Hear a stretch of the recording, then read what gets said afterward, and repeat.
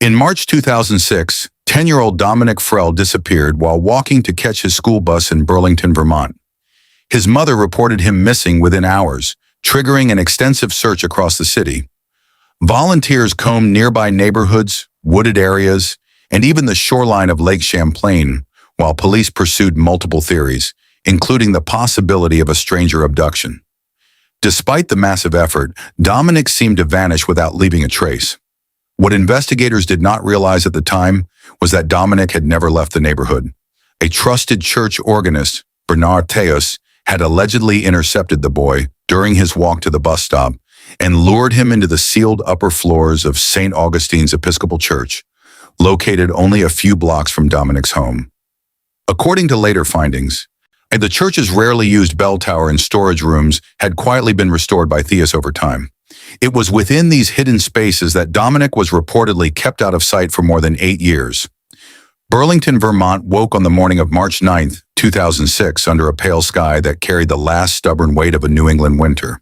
The temperature hovered just above freezing. Thin patches of old snow clung to the edges of sidewalks and gathered in the shadowed corners of yards where the sun had not yet reached. The streets were quiet in the way that small city mornings tend to be quiet. Not from absence, but from routine. Garbage trucks moved along their familiar paths. A few joggers passed through Battery Park. Shopkeepers along Church Street unlocked their doors and turned their signs from closed to open. It was a Thursday. Across the residential neighborhood south of downtown, families moved through the rituals that define early mornings in households with school-aged children. Cereal was poured, lunches were packed into paper bags and insulated boxes. Jackets were zipped, backpacks were checked for homework folders and permission slips. Parents stood at doorways and kitchen windows, watching their children leave for bus stops and crosswalks, trusting the familiar geography of their neighborhoods to carry those children safely from home to school and back again. Among those families was Colette Frell. Colette was 36 years old. She worked as a part-time medical transcriptionist from a small desk in the back room of the house she rented on Locust Terrace, a modest residential street lined with 2-story homes, chain-link fences, hooded in mature maple trees whose bare branches reached across the road like interlocking fingers. She had raised her son Dominic largely on her own since his father, Martin Frell, had moved to upstate New York following their separation in 2001. Martin maintained sporadic contact with the family, sending birthday cards and occasional phone calls, but his involvement in Dominic's daily life had diminished steadily over the years. By 2006, Colette and Dominic had settled into a self-contained rhythm of life that revolved around each other. Their home was small but carefully maintained. Colette kept the front steps swept and the porch light working. Inside, the walls of Dominic's bedroom were covered with drawings he had made, most of them depicting planets, rockets, astronauts, and imagined landscapes of distant worlds. A plastic bin near his desk held colored pencils arranged by hue, a habit that reflected his quiet meticulousness. His bookshelf contained a growing collection of titles about the solar system, the history of space exploration, and illustrated encyclopedias of science and nature. He had read several of them more than once. Dominic Frell was 10 years old. He was in the 4th grade at Lakeview Elementary School, a brick building approximately half a mile from his home. He was an average student in terms of grades, but stood out in ways that were harder to quantify. His teachers often noted that he listened carefully, asked thoughtful questions, and demonstrated a level of patience unusual for a child his age. He was not especially athletic or socially dominant. He had a small circle of friends, most of whom shared his interest in reading and drawing.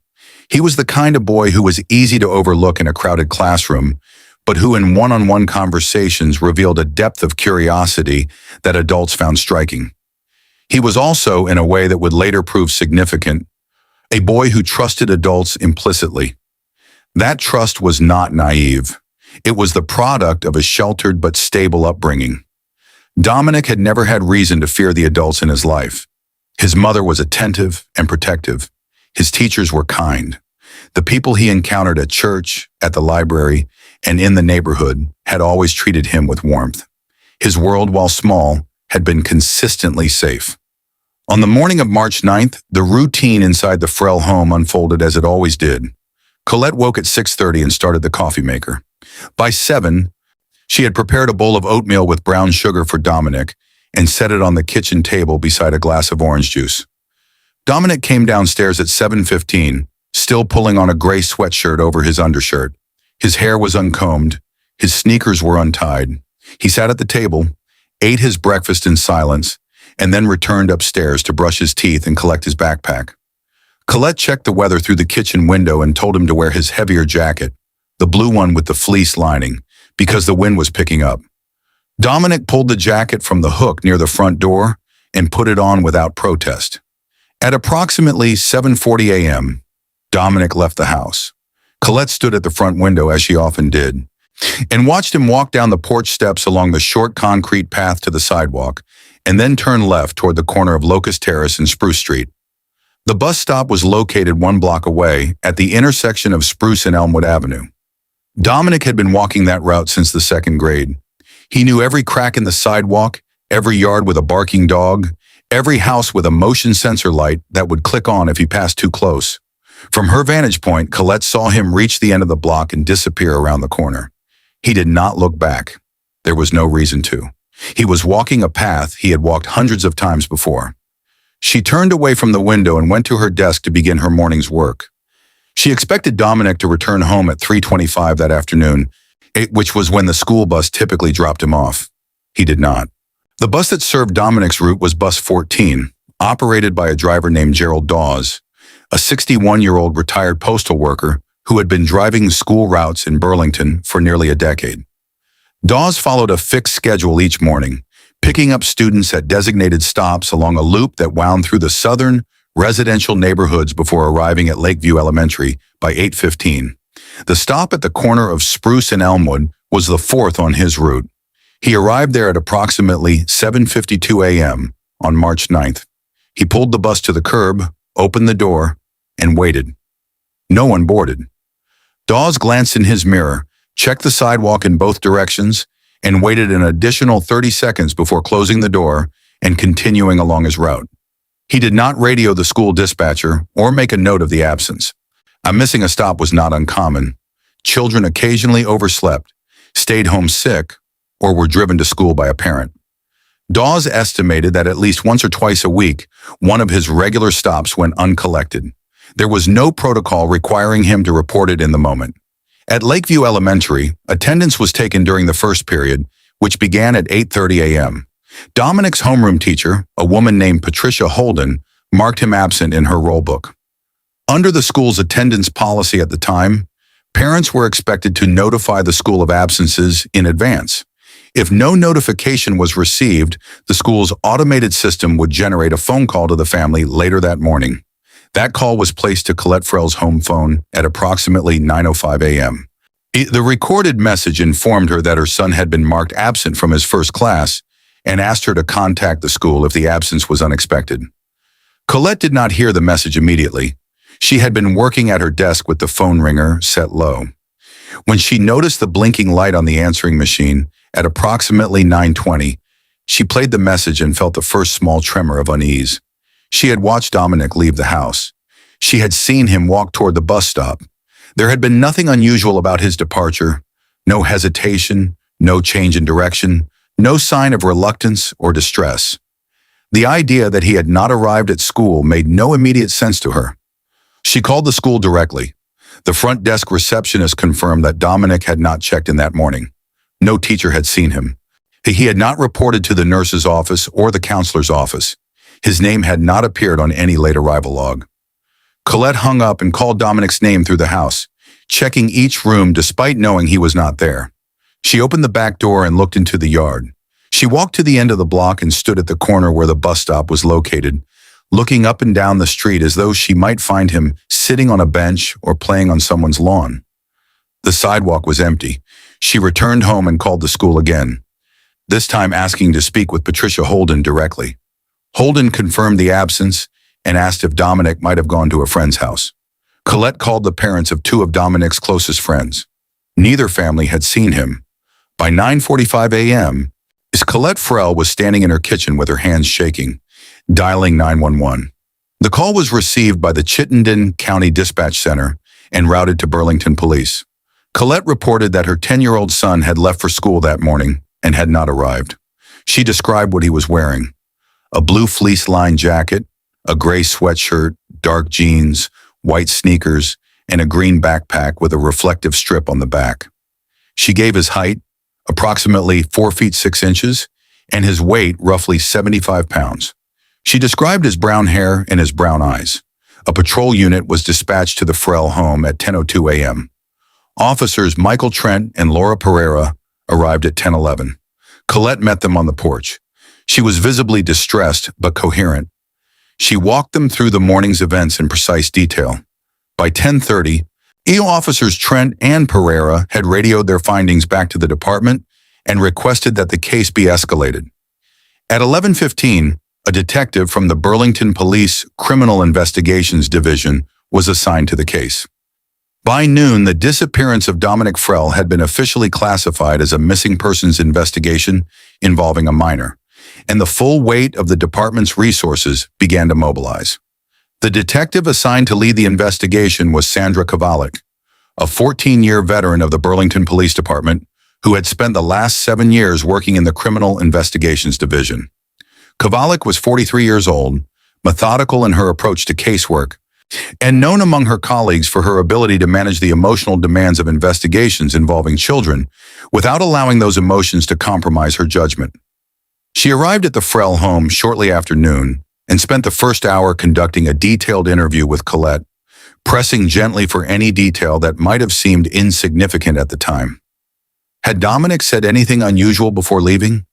Had he mentioned plans to meet someone?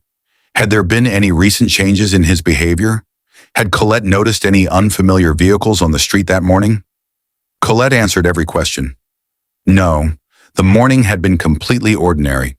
Kovalik then walked the route from the Frell home to the bus stop. The distance was short, approximately 400 feet from the front door to the corner of Spruce and Elmwood. This was 2006. Residential security cameras were not yet ubiquitous. The homes along Locust Terrace and Spruce Street were older, and none of them had exterior cameras. The dental office on Elmwood had no exterior surveillance. The nearest traffic camera was located more than a quarter mile away. The absence of video evidence would become one of the most persistent obstacles in the investigation.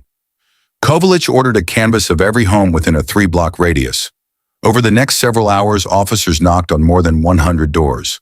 No one recalled seeing a child matching Dominic's description walking alone. No one recalled hearing a commotion, a shout, or the sound of a vehicle stopping suddenly. One resident, a man named Arthur Grinner, he mentioned that a dark-colored van had been parked near the corner of Spruce and Elmwood when he first came outside that morning. He could not describe the van in detail and was uncertain whether it was still there when he went back inside. This detail was noted and pursued, but it ultimately led nowhere. The van was never identified. By late afternoon, Kovalik had initiated a review of registered sex offenders living in Chittenden County. There were 47 individuals on the registry within a 15-mile radius of the Frell home. Over the following days, detectives visited each of them. None of these visits produced actionable leads. The department issued a regional alert through the Vermont State Police. In Dominic's photograph and description were distributed to law enforcement agencies across the state and in neighboring New Hampshire and New York. Local media began covering the story by the evening of March 9th, and by the following morning, Dominic's face was on the front page of the Burlington Free Press. The headline read, "Boy 10, Missing After Walk to School Bus." By the second day, the search had grown beyond what Burlington police could manage alone. The Vermont State Police assigned a detective unit. The FBI dispatched 2 agents from its Albany field office. Volunteer search parties began forming spontaneously. By Saturday, March 11th, more than 200 people had gathered at Lakeview Elementary. K-9 units were deployed along Dominic's expected route. The dogs picked up a scent trail that followed the sidewalk from the Frell home toward the corner of Spruce and Elmwood, but lost it abruptly near the bus stop. The handler reported that the trail simply ended, as though Dominic had been picked up by a vehicle or had entered a structure nearby. Kovalik and her team also began examining Dominic's social connections more closely. They reviewed his activities outside of school, including his attendance at Sunday school at St. Augustine's Episcopal Church on Elmwood Avenue.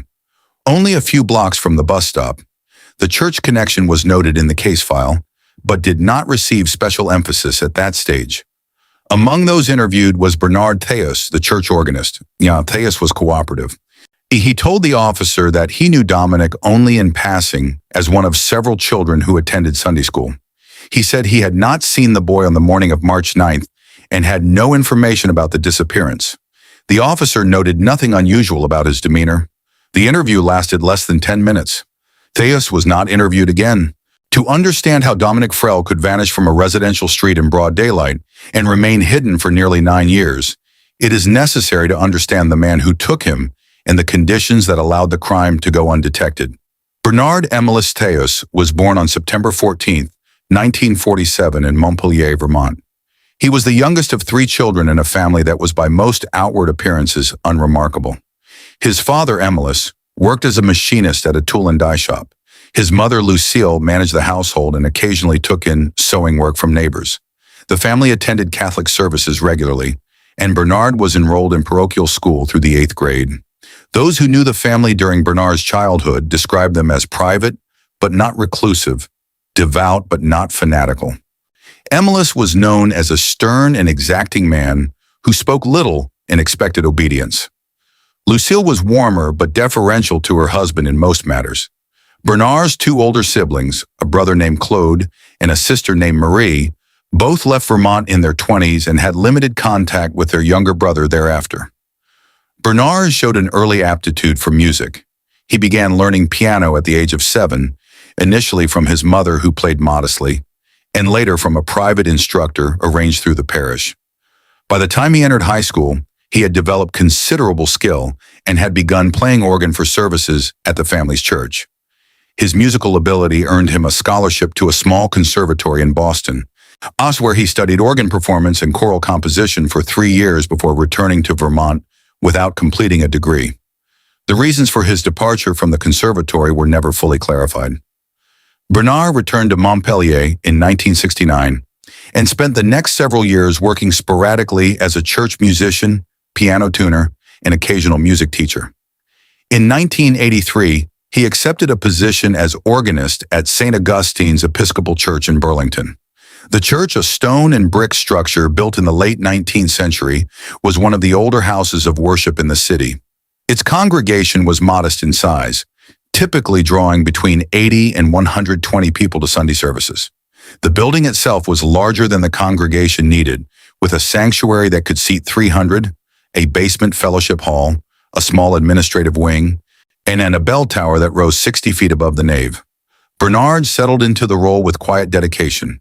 He played the organ for Sunday services, Wednesday evening prayer meetings, and occasional special events such as weddings, funerals, and holiday concerts. He maintained the church's collection of hymnals and sheet music. Over time, he also assumed responsibility for minor maintenance and custodial tasks, becoming an informal caretaker of the building. The church's budget did not allow for a full-time maintenance staff, and Bernard's willingness to handle repairs, cleaning, and upkeep was welcomed by the vestry. His compensation was modest. He received a small salary supplemented by a housing allowance that covered the rent on a 1-bedroom apartment several blocks from the church. He lived alone. He had never married. He had no known romantic relationships of any kind. Within the congregation, Bernard was regarded with a specific kind of respect that religious communities sometimes reserve for individuals who seem to have dedicated their lives entirely to service. He was not charismatic. He was not a leader in the social sense. He rarely spoke during coffee hour or committee meetings, but he was always present, always reliable, and always willing to assist. Parishioners described him as gentle, soft-spoken, and deeply devoted to the church. Several people used the same word to describe him: harmless.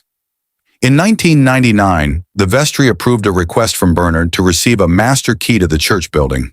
The request was made in the context of his expanding custodial duties. He explained that he sometimes needed to access locked storage rooms, to mechanical spaces, and other areas of the building outside of normal operating hours. The vestry saw no reason to refuse. Bernard had been a trusted member of the church staff for 16 years. No one questioned his need for the key. With that key, Bernard gained unrestricted access to every part of St. Augustine's, including the bell tower. The tower was the tallest feature of the building, a rectangular stone structure that rose from the northwest corner of the nave. At its base, a narrow staircase led upward through 3 levels. The first level contained a small mechanical room that housed the wiring and pulleys for the church bells, which had not been rung in years. The second and third levels were storage spaces connected by a steep wooden staircase and separated by heavy fire doors. And these upper levels had been condemned in the early 1990s after a structural inspection identified concerns about the integrity of the flooring and the condition of the stonework. Following the condemnation, the stairway entrance had been padlocked and a sign posted warning against entry. Over time, the upper levels were simply forgotten. They were not included in cleaning schedules. They were not mentioned in building reports. Bernard began working in the tower sometime in 2000 or 2001. The exact timeline was never precisely established because no one was watching. He started by clearing debris from the upper storage rooms, removing old furniture, broken equipment, and accumulated trash that had been left there for decades. He made structural repairs to the flooring, reinforcing weakened boards with plywood and additional supports. When he insulated sections of the exterior walls with rigid foam panels, which he cut to size and secured with construction adhesive. Over the next several years, he continued making improvements. He installed a propane-powered space heater, venting it through a small opening he carved in the exterior stonework and disguised with a piece of flashing. He brought in a folding cot, bedding, a small table, and a chair. He installed a composting toilet of the type used in off-grid cabins, managing its contents by periodically carrying sealed containers out of the building in garbage bags. One of his most significant modifications involved the skylight on the uppermost level. The skylight was a fixed pane of glass set into the roof of the tower, visible from outside only at extreme angles.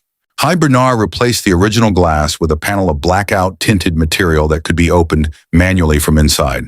When closed, it appeared dark and opaque from the exterior, indistinguishable from a disused window. When opened on overcast mornings, it allowed fresh air and a small amount of natural light to enter the room without creating a visible change from the ground. He also ran an extension cord from an outlet on the first level of the tower up through the stairwell, providing electricity to the upper rooms. This allowed him to power a small lamp and later a portable radio.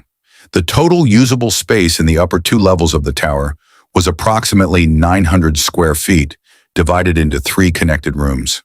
The result was a hidden living space that was crude but functional, invisible from the outside, inaccessible without a key, and known to no one but Bernard Theus. He had spent years preparing it. The question of what he originally intended to use it for was debated extensively during and after his trial. Prosecutors argued that the modifications were purposeful and premeditated, that Bernard had spent years constructing a space specifically designed to conceal a captive. Defense attorneys suggested that the modifications began as a personal retreat, a private space where Bernard could rest or spend time alone, and that the decision to use the space for confinement came later. The jury did not find the defense argument persuasive. The morning of March 9, 2006 was not the first time Bernard Theus had spoken to Dominic Frell. Their interactions had begun approximately 2 years earlier, when Dominic first enrolled in the Sunday school program at St. Augustine's. Bernard's position as organist and informal caretaker meant that he was frequently present in the church building during Sunday school hours. He would sometimes pass through the fellowship hall where the classes were held, pausing to greet children or exchange a few words with the instructors. Over time, Bernard began speaking with Dominic individually. The conversations were brief and seemingly innocuous. Bernard asked Dominic about school, about his drawings, about the books he was reading. He complimented the boy's curiosity and told him he was smart for his age. Occasionally, he showed Dominic the church organ, allowing him to press the keys and hear the deep resonance of the pipes. No one found these interactions alarming. Bernard spoke with many of the children in similar fashion. He was, in the eyes of the congregation, a kindly older man who took an interest in the young people of the church. Several parents later recalled feeling grateful that someone in the congregation was willing to engage with their children in a positive way. What none of them recognized was that Bernard was cultivating a specific relationship with Dominic, one built on trust, familiarity, and the gradual normalization of private interaction.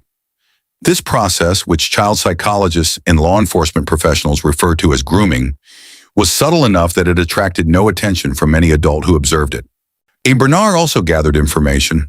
Through casual conversation, he learned the details of Dominic's daily routine. When he left for school, how he got there, what time he came home, and whether his mother accompanied him on the walk to the bus stop. He learned that Dominic walked alone. He learned the route. On the morning of March 9th, Bernard was waiting. He positioned himself near the corner of Spruce and Elmwood on the sidewalk adjacent to the church property. He was carrying his leather satchel, the same one he brought to the church nearly every day. To anyone who might have seen him, he appeared to be arriving for his usual morning routine. Nothing about his presence in that location at that hour would have seemed remarkable. When Dominic turned the corner from Locust Terrace onto Spruce Street, Bernard stepped forward and greeted him. The exchange, as reconstructed from Dominic's later testimony, was brief and casual. Bernard told Dominic that a water pipe had burst in the basement of the church overnight and that he was on his way to assess the damage.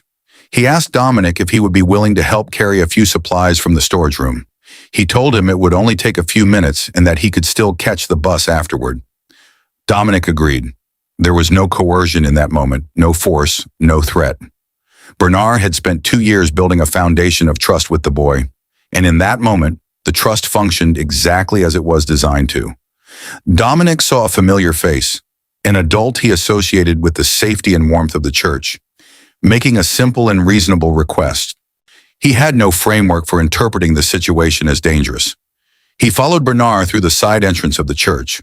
Once inside, Bernard led Dominic through the nave, past the organ, and into the narrow corridor that connected the main building to the base of the bell tower. At the foot of the tower stairs, Bernard unlocked the padlock and opened the door. He told Dominic the supplies were upstairs. Dominic climbed the stairs. When they reached the upper level, Bernard closed the door behind them. What happened in the minutes that followed was not described in detail during the trial at the request of Dominic's legal representatives and the prosecution team, who agreed that certain aspects of the initial confinement should remain protected. What is known is that Bernard told Dominic he could not leave. Dominic did not leave the upper floors of St. Augustine's bell tower for the next 8 years and 7 months. The first days were defined by fear and disorientation. Dominic later described the initial period of his confinement as a blur of confusion, panic, and the gradual sickening realization that no one was coming for him. He cried, he shouted, he pounded on the walls and the door, hoping someone in the church below might hear him. But the stone construction of the tower absorbed sound with devastating efficiency. The walls were nearly 2 feet thick in places, and the fire doors that separated the upper levels from the stairwell were heavy and tightly sealed. No one heard him. Bernard visited the tower multiple times during the first day, bringing food and water and speaking to Dominic in a tone that alternated between soothing reassurance and firm instruction. Finally, he told the boy that his mother was aware of his location and had agreed to the arrangement.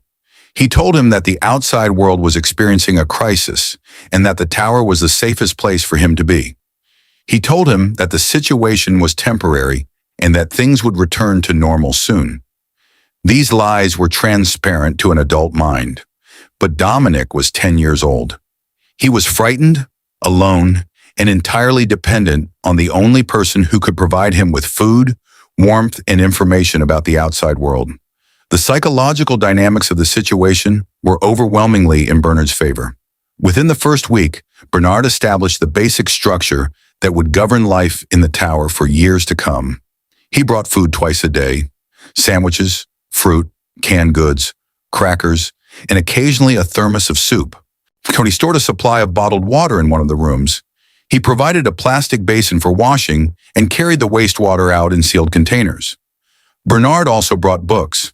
In the first days, these were children's books taken from the church's Sunday school library. Later, he brought textbooks, workbooks, and educational materials that he purchased or obtained from thrift stores and library sales. He told Dominic that education was important and that he would be expected to study and complete assignments. He framed this requirement as evidence of care, as proof that he was looking after Dominic's well-being. The pretense of education served multiple purposes. It gave Dominic structured activity during the long hours of isolation. It reinforced the narrative that Bernard was acting in the boy's interest. And it created a dynamic of authority and compliance that helped Bernard maintain control. Dominic resisted. In the first weeks, he refused food. He refused to speak. He sat in the corner of the room and stared at the wall. He cried himself to sleep and woke in the dark to the sound of the building settling around him. He pulled at the door handles and pushed against the walls. He searched for cracks, gaps, anything that might offer a way out. There was no way out. The doors were locked from outside with a deadbolt that required a key. The windows consisted of the modified skylight and two narrow slits in the stonework, barely wide enough to admit light. The walls were solid stone. The floor was reinforced wood over stone. Over time, the resistance faded. Not because Dominic accepted his situation, but because the human mind adapts to conditions it cannot change. Psychologists who later reviewed his case described a pattern consistent with what is sometimes called learned helplessness, a state in which a person who has been repeatedly unable to escape an aversive situation eventually stops attempting to escape even when opportunities may exist. Dominic began eating the food Bernard brought. He began reading the books. He began answering Bernard's questions during his visits. He also began writing. The notebooks that Dominic filled during his years in the tower became the most important body of evidence in the criminal case against Vermont.The. But they were also something more than evidence. They were the primary mechanism through which a child, and later an adolescent, maintained a connection to his own identity, his own sense of reality, and his own understanding of the world beyond the walls that confined him. Dominic began writing within the first month of his captivity. Bernard had provided composition notebooks as part of the educational materials he brought to the tower, intending them for schoolwork. Dominic used some of them for that purpose, but he also began using the blank pages to write about himself. The earliest entries were short and fragmentary. Many were addressed to his mother. They described what he had eaten that day, what he could hear from inside the tower, and what he remembered about his life before the abduction. They were written in the careful, slightly oversized handwriting of a 10-year-old, with occasional misspellings and grammatical errors that diminished as the years passed and his writing matured. He wrote about the sounds of the church. On weekday mornings, the building was usually silent, except for the occasional footsteps of Bernard or another staff member in the lower levels. On Sundays, the building came alive. Dominic could hear the muffled voices of the congregation, the opening and closing of the heavy front doors, the sound of the organ, and the singing of hymns. He described the way the music traveled upward through the structure, arriving in the tower as a soft, vibrating hum that he could feel as much as hear. He recognized many of the hymns. He had learned them during Sunday school, and the melodies had remained in his memory even as the years of isolation accumulated. In one notebook entry, written when he was approximately 13, he described the experience of hearing the congregation sing Amazing Grace on a Sunday morning. "I know this song. I used to sing it downstairs. Today I could hear it again. I sang it very quietly so he wouldn't hear. I don't know why I sang. It just felt like I was supposed to." He also wrote about the passage of time. In the first year, Dominic kept track of the days by scratching small lines into the plaster wall beside his cot, a mark for each day that passed. He maintained this system for what he estimated was approximately 14 months. At some point, he lost count. The uncertainty cascaded until the entire system became unreliable. He eventually abandoned the marks on the wall and began instead recording time in broader, more subjective terms. He noted seasons by the temperature of the room and the quality of the light. He described periods as the cold time or the bright time. He estimated his age based on physical changes in his body and the increasing difficulty of fitting into the clothing Bernard provided. The notebooks also documented the psychological strategies Dominic developed to survive prolonged isolation. He created mental exercises for himself, memorizing passages from the books he had been given, inventing mathematical problems to solve, and composing stories in his head before writing them down. He drew extensively, filling pages with detailed illustrations of imaginary landscapes, mechanical devices, and scenes from a life he was not living. Some of the drawings depicted the room he was in, rendered with meticulous attention to detail. The cot, the table, the heater, the arrangement of books on the floor, the pattern of light that entered through the skylight on clear mornings. Others depicted places he remembered from before, his mother's kitchen, the classroom at Lakeview Elementary, the shore of Lake Champlain. In these drawings, the details were sometimes precise and sometimes distorted by time and memory. A window placed on the wrong side of a building, a tree drawn larger than it could have been. His mother's face rendered in a way that suggested he was working from an increasingly uncertain recollection. He wrote about his mother constantly. The entries about Colette were among the most detailed and emotionally complex passages in the notebooks. He described memories of her in vivid, specific terms: the way she stirred her coffee, the sound of her voice when she called him for dinner, the feeling of her hand on his shoulder. He wrote about imagined conversations with her, constructing dialogues in which she told him she was looking for him and that she would find him. As the years passed, the tone of these entries shifted. The early ones were saturated with longing and hope. The later ones were more measured, more reflective, and occasionally tinged with a quiet despair that was all the more striking for its restraint. One passage written when he was approximately 16 read, "I try to remember her face. I can remember parts of it. And I can remember her eyes and the way she smiled when I said something funny, but I can't put the whole thing together anymore. It comes in pieces. I'm afraid that one day I won't remember it at all, and then I won't have anything left." The notebooks eventually filled more than 40 composition books spanning roughly 6.5 years of writing. The earliest books were thin and sparsely filled. The later ones were dense with writing, covering every available surface, including the inside covers and the margins.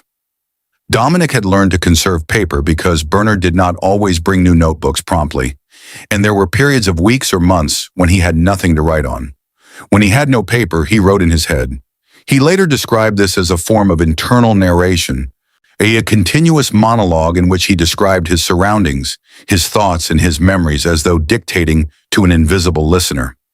He said it was the only way he could be certain he still existed. In one notebook entry, written when he was approximately 17, he tried to articulate why he kept going. "I don't know why I keep going. I think about stopping sometimes, not doing anything, just letting it end. But then I think about my mom, and I think about the fact that someone might find me. And I think about all the things I haven't done. And I think that if I stop now, then he wins. And I don't want him to win. So I keep going, I keep writing, I keep breathing. That's all I can do." The question that haunted investigators, journalists, and the public after Dominic's discovery was deceptively simple.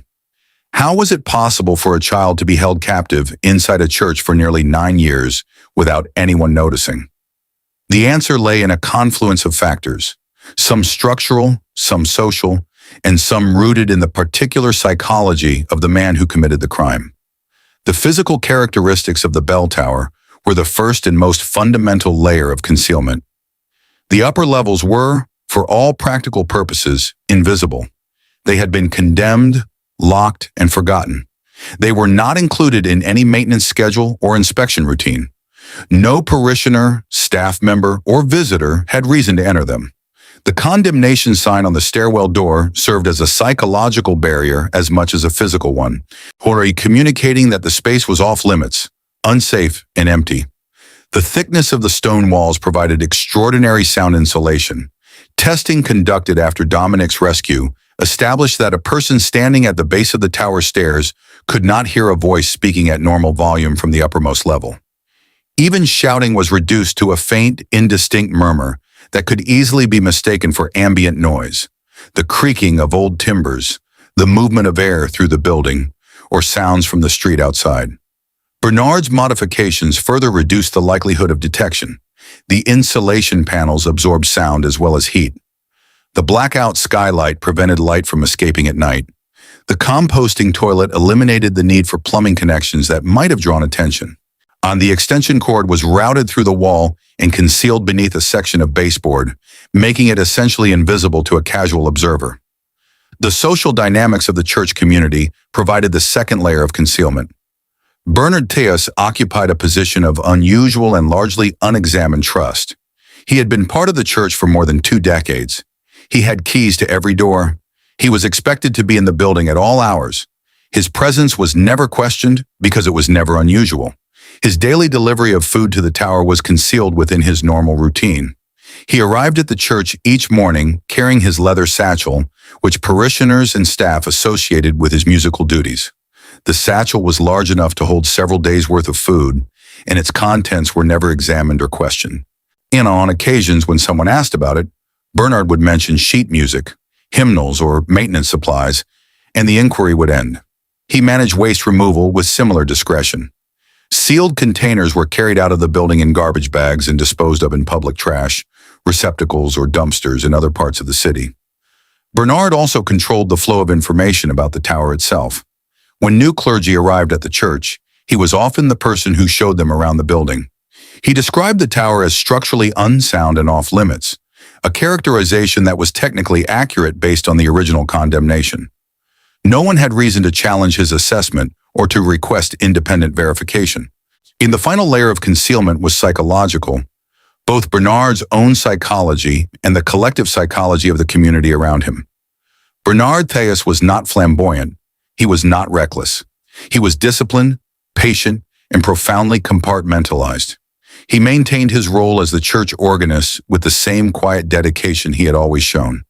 He played hymns on Sundays. He attended staff meetings. He chatted with parishioners over coffee. He gave no outward indication that anything in his life had changed. The community, meanwhile, was operating under a set of assumptions that made discovery almost impossible. People assumed the tower was empty because they had been told it was empty. They assumed Bernard was trustworthy because he had always been trustworthy. They assumed that a child could not be hidden inside a church because the idea was too far outside the boundaries of what they considered possible. These assumptions were not failures of intelligence or vigilance. They were the natural product of a community operating within the ordinary framework of trust and familiarity. The idea that a respected church organist could abduct a child and hold him captive inside the building where he worked was so fundamentally incongruent with the community's understanding of the world that it never entered anyone's field of possibility. And so the years passed. For the outside world, the disappearance of Dominic Frell followed a trajectory that was in its broad outlines grimly typical of unsolved missing child cases. The initial phase of intense public attention lasted approximately 3 months. During that period, the story was covered extensively by local media and received periodic attention from regional and national outlets. Vigils were held. Fundraisers were organized to support the search effort. Colette Frell appeared at press conferences, standing beside Detective Kovalich or a representative of the Vermont State Police, holding a photograph of her son and asking anyone with information to come forward. Hundreds of tips came in during those first weeks. Most were well-intentioned but useless. A handful were investigated more thoroughly, including a report from a motel clerk in Rutland, who claimed to have seen a child matching Dominic's description in the company of an older man. Detectives traveled to Rutland, reviewed the motel's security footage, and determined that the child in question was not Dominic. By the summer of 2006, the volume of tips had slowed to a trickle. The search parties that had once drawn hundreds of volunteers now attracted only a few dozen. Media coverage shifted from daily updates to occasional retrospective pieces. The investigation remained officially active, but the pace of new developments had ground to a halt. Kovalich continued working the case. She maintained a dedicated file in her office and reviewed it periodically, looking for connections she might have missed. She re-interviewed several witnesses. Bernard-The appeared in the file only as a peripheral figure, a church employee who had been interviewed once and had provided no useful information. Kovalich later described the frustration of those years in interviews conducted after Dominic's rescue. She said the case haunted her in a way that no other case had. She kept Dominic's school photograph on her desk and looked at it nearly every day. She said she sometimes spoke to it, telling the boy in the photograph that she had not given up. For Colette Frell, the years were defined by a particular kind of anguish that defies easy description. The uncertainty of not knowing what had happened to her son, whether he was alive or dead, whether he was suffering or at peace, created a state of suspended grief that she could neither resolve nor escape. She participated in support groups for families of missing children. She maintained a website dedicated to the case. She updated the website with new photographs, digitally aged by forensic artists, showing what Dominic might look like as he grew older. She never moved from the house on Locust Terrace. She said she wanted Dominic to be able to find his way home if he ever returned. Meanwhile, inside the bell tower, Dominic was growing up. The boy who had entered the tower at 10 years old became an adolescent, then a teenager. His body changed. His voice deepened.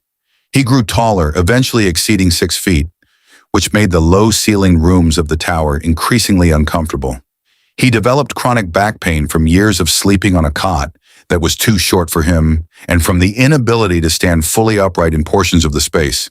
His intellectual development continued, shaped by the peculiar and limited resources available to him.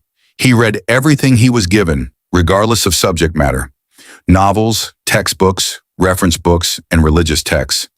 He read a battered copy of an encyclopedia that Bernard had obtained from a yard sale, working through its volumes over the course of several years.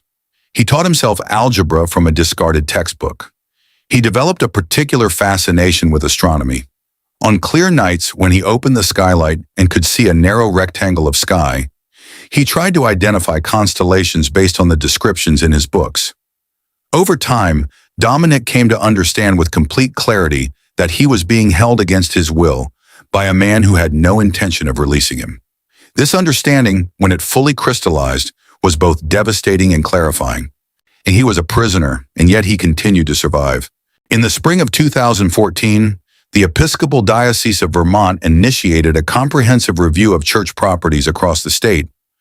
The review was prompted by a combination of factors: aging infrastructure, declining congregational membership, and a desire to consolidate resources.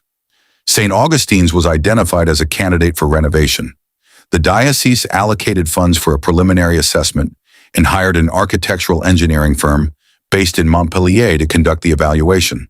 The firm assigned the project to Nathan Kessler, a 37-year-old structural engineer who had experience with historical buildings and church properties. Kessler arrived in Burlington in early October 2014 and began his assessment of St. Augustine's with a systematic survey of the building's exterior, roof, and foundation. He then moved to the interior, examining the sanctuary, the basement, the administrative wing, and the mechanical systems. On the afternoon of Tuesday, October 14, 2014, Kessler turned his attention to the bell tower. He informed the church's current rector, Reverend Diane Ashford, that he would need access to the tower. Ashford consulted with Bernard-The, who was present at the church that day. Bernard told her that the tower had not been entered in many years and that the stairs might be unsafe. He suggested that the assessment of the tower could be deferred until a later phase of the project. Kessler disagreed. He told Ashford that the tower was a critical structural element and that he could not complete his assessment without examining it. Ashford authorized him to proceed and asked Bernard to provide the key. Bernard hesitated. Kessler later recalled that the hesitation was momentary, lasting perhaps 2 or 3 seconds.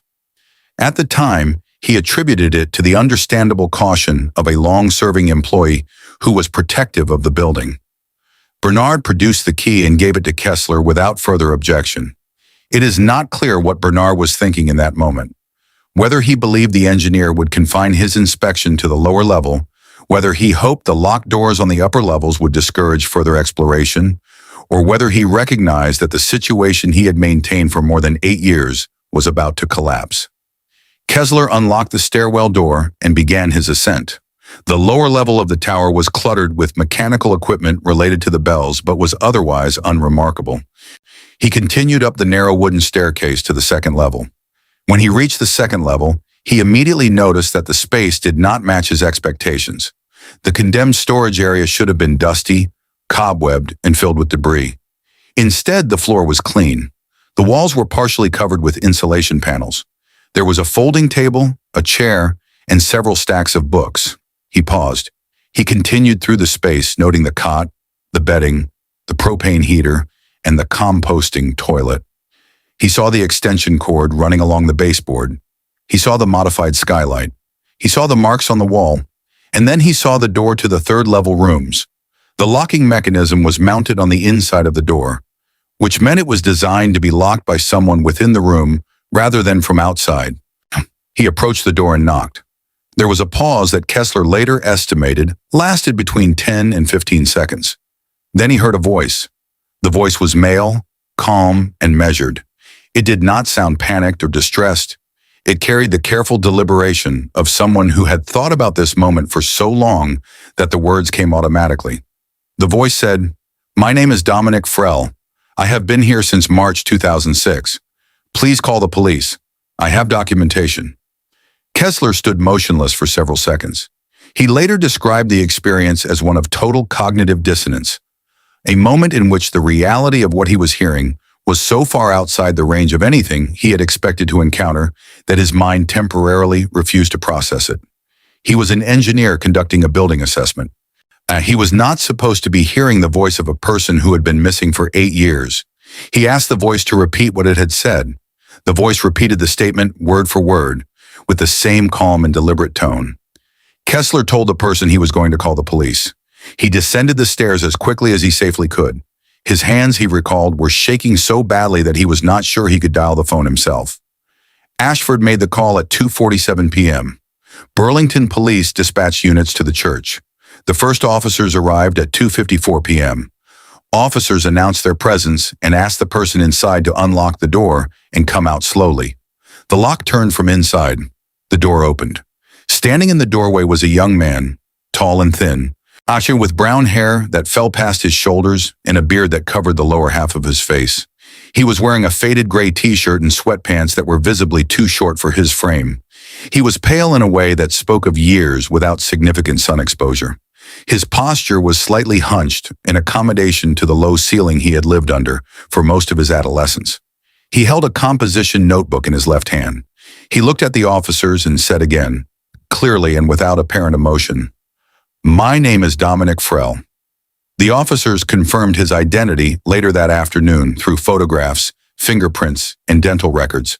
But in that moment, standing in the narrow corridor of a bell tower that no one had thought to check for nearly a decade, there was no real doubt. The boy who had disappeared on a Thursday morning in March of 2006 had been found. Vermont.The was not at the church when Dominic was discovered.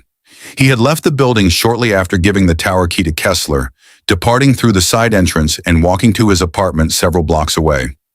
Whether his departure was motivated by the knowledge that discovery was imminent, or by the hope that his absence might somehow delay or complicate the situation, was never established.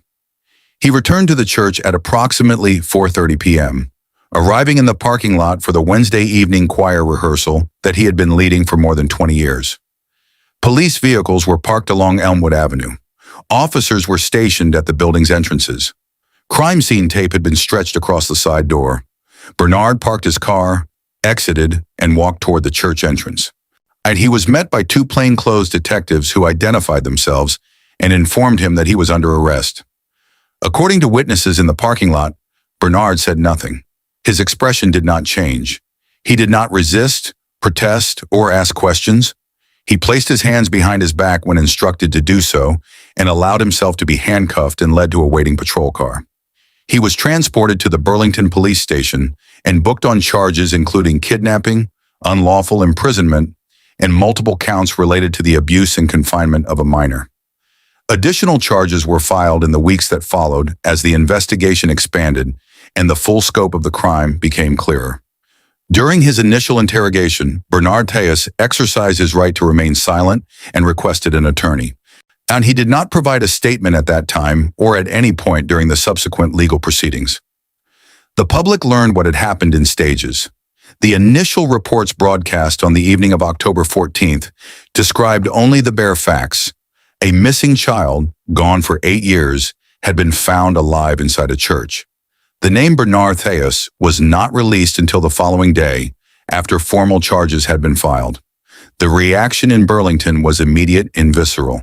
The congregation of St. Augustine's was devastated, not only by the crime itself, but by the realization that it had occurred within a building they considered sacred, perpetrated by a man they had trusted completely. Reverend Ashford released a statement expressing the church's shock and grief and offering full cooperation with the investigation. Several parishioners who had known Bernard for decades described feeling as though the ground beneath them had shifted. The church was closed immediately and did not reopen for regular services for several months. When it did reopen, the bell tower remained sealed, and a portion of the building was redesigned to ensure the upper levels could never again be used as they had been. The trial of Bernard Emil Theus began in Chittenden County Superior Court on Monday, April 6, 2015, approximately 6 months after his arrest. The prosecution was led by Assistant State's Attorney Rebecca Fontaine, a veteran prosecutor with extensive experience in cases involving crimes against children. The defense was represented by a court-appointed attorney named David Morrow, who faced the unenviable task of defending a client who refused to cooperate with his own legal team and against whom the evidence was overwhelming. The trial lasted 11 days. The prosecution's case was built on 3 primary pillars: the physical evidence recovered from the bell tower, the testimony of witnesses including Nathan Kessler and the arresting officers, and the notebooks written by Dominic Frell during his years of captivity. The physical evidence was extensive. Crime scene technicians had spent weeks processing the upper levels of the tower, documenting every object, surface, and modification. They recovered fingerprints belonging to both Dominic and Bernard throughout the space. DNA evidence confirmed that Dominic had lived in the space for an extended period. The notebooks were the most powerful element of the prosecution's case. Fontaine presented them methodically, reading selected passages aloud to the jury while the physical notebooks were displayed on a screen. The entries provided a detailed contemporaneous account of the abduction, the confinement, the conditions of Dominic's captivity, and the psychological manipulation Bernard had employed to maintain control. Dominic himself did not testify in open court. Given the severity of his psychological trauma and the ongoing nature of his recovery, his testimony was provided via a recorded forensic interview conducted by a specialist in child and adolescent trauma. The recording was played for the jury over the course of 2 days. In the interview, Dominic spoke with the same calm, measured tone that Kessler had described.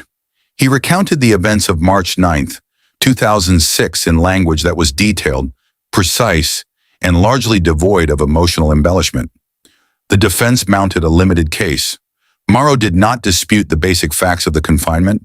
Instead, he attempted to argue that Bernard's mental state at the time of the abduction reflected a psychological condition rather than premeditated criminal intent. That Bernard may have suffered from a delusional attachment disorder, when a condition in which the perpetrator genuinely believes that the confinement is an act of care or protection. The prosecution countered with its own psychiatric expert, who testified that the years of methodical preparation, the construction of the hidden living space, the grooming of the victim, and the elaborate systems of concealment were inconsistent with a delusional state and instead demonstrated sustained, deliberate planning. The jury deliberated for less than 4 hours. Bernard Theus was found guilty on all counts. He was sentenced to life imprisonment without the possibility of parole.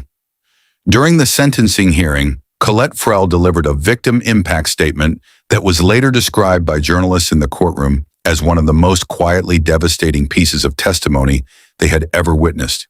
She did not raise her voice. She did not cry. She spoke directly to the court, describing the 8 years during which she had not known whether her son was alive, the toll that uncertainty had taken on her health, her relationships, and her ability to function as a human being. She described the moment she received the phone call telling her Dominic had been found, and the strange, disorienting collision of relief and rage that had followed. She looked at Bernard Theus once during her statement. He did not look back. Bernard Theus was transferred to a state correctional facility following sentencing and placed in a protective custody unit due to the nature of his crimes. On February 11, 2018, Bernard Theus died in custody. The cause of death was reported as cardiac arrest. He was 70 years old. He never spoke publicly about what he had done. The recovery of Dominic Frell was not a single event, but an extended and enormously difficult process that began the moment he stepped out of the bell tower and continued for years afterward. When he was brought out of the church on October 14, 2014, he was 18 years old. He had spent nearly half his life in a space of 900 square feet. He had not been outdoors in more than 8 years. He had not had a conversation with anyone other than Bernard Theus in that same period. He had not seen his mother, attended school, interacted with peers, or experienced any of the ordinary milestones that define the passage from childhood to adulthood. The immediate physical effects of his confinement were significant, but not life-threatening. He was underweight, but not severely malnourished. He had chronic back pain and postural abnormalities resulting from years of living in low-ceiling rooms. His skin was markedly pale due to minimal sun exposure. His vision had been affected by the dim lighting conditions, though this improved with time. His dental health was poor, reflecting years without professional care. The psychological effects were far more profound. Dominic was diagnosed with complex post-traumatic stress disorder. His symptoms included hypervigilance, difficulty sleeping, episodes of dissociation, and severe anxiety in open or crowded spaces. The experience of being outdoor, and which most people take for granted as a basic feature of existence, was initially overwhelming for him. The vastness of the sky, the movement of crowds, the unpredictability of street noise and traffic produced a sensory overload that he found physically painful. He was admitted to a specialized treatment facility where he received intensive psychological care, including trauma-focused cognitive behavioral therapy and gradual exposure therapy, designed to help him readjust to the sensory and social demands of the outside world. The process was slow and often agonizing. There were setbacks, periods when the anxiety became so severe that Dominic could not leave his room. And there were breakthroughs, moments when he walked outside for the first time in weeks and felt something other than fear. His reunion with his mother was handled carefully, with guidance from his treatment team. Colette visited him at the facility, and their first meeting after 8 years of separation was private. And neither of them has spoken publicly about what was said. In the months that followed, Dominic gradually rebuilt his relationship with his mother and began the process of constructing a life in a world he barely recognized. The Burlington he had left in 2006 was not the Burlington he returned to in 2014. He had never used a smartphone. He had never seen a social media platform. He had never experienced the internet as anything more than a vague concept mentioned in books Bernard had given him years earlier. The process of catching up, not just academically but socially and culturally, was immense. Dominic approached it with the same quiet determination that had sustained him during his years of confinement. He worked with tutors to bring his academic skills up to the level needed for higher education. And he studied for and passed the GED examination. 2 years after his rescue, he enrolled in community college. He studied diligently, maintained strong grades, and eventually transferred to the University of Vermont. He did not seek publicity. He did not grant interviews. He moved through the campus like any other student, carrying a backpack and walking to class, the ordinariness of the routine representing something that only he could fully appreciate. In 2020, Dominic Frell graduated from the University of Vermont. The details of his life since that time have remained private by his own choice. He has not written a memoir, appeared on a talk show, or authorized a documentary. He has asked, through his attorney, that the media respect his desire to live without public attention. One former professor, Ash, who did not know Dominic's history at the time, recalled him as a student who listened with extraordinary attentiveness and who wrote with a clarity that suggested he understood the weight of every word. On the afternoon of November 4th, 2014, 3 weeks after Dominic's rescue, Detective Sandra Kovalich placed a phone call to Colette Frell. The call was not the first communication between them. Kovalich had been in contact with Colette throughout the 8 years of the investigation, providing periodic updates and maintaining the relationship that inevitably forms between a detective and the family at the center of an unsolved case. They had spoken dozens of times, but this call was different from all the others. Kovalich informed Colette that the forensic and legal processes had reached a point where Dominic's identity had been confirmed beyond any question, that his physical condition had been evaluated and stabilized, and that the circumstances of his captivity were being fully documented for criminal prosecution. As she told Colette that arrangements were being made for her to see her son. According to investigators who were present during the call, Colette said nothing for a long time after hearing the news. Kovalich waited. The silence extended for what those present estimated was nearly a full minute, though no one timed it precisely. Then Colette spoke. What she said was not recorded and has not been made public. Kovalich later described it only as the voice of a woman who had carried an impossible weight for 8 years and was only now beginning to understand that she could set it down. The investigation into the disappearance of Dominic Frell was officially closed on December 19, 2014. The case file, which had grown over 8 years from a few pages of initial reports to several thousand pages of interview transcripts, forensic analyses, to an investigative records, was sealed and archived. Sandra Kovalich removed the school photograph of Dominic from her desk. She placed it in the file, and the boy who had once disappeared on a quiet walk to the bus stop, who had spent his adolescence in a bell tower above a church where people sang hymns without knowing he was listening, who had written his own name in notebook after notebook so that he would not forget who he was, had finally come home.